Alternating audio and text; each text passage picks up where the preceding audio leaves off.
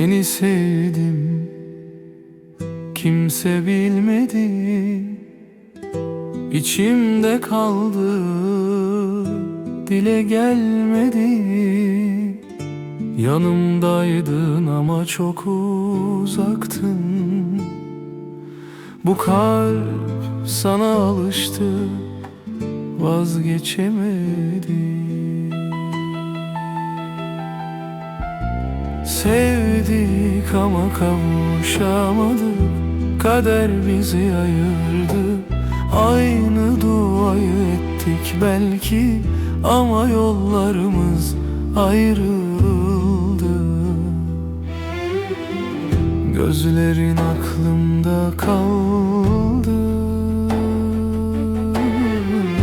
sesin gecelerime doldu. Ben seni kalbimde yaşadım, sen başkasının yarı oldun. Sevdik ama kavuşamadık, kader bizi ayırdı. Aynı duayı ettik belki ama yollarımız ayrıldı. Sorarlarsa iyi derim, İçim yanar belli etmem. Seni unut derler bana, unutmak sevmek kadar zor diyemem.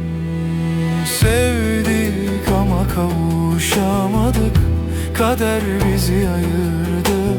Aynı duayı ettik belki ama yollarımız ayrıldı. Bir gün adım geçerse dilinde, bil ki hala aynı yerdeyim. Seni alamadım bu hayatta ama sevmekten vazgeçmedim.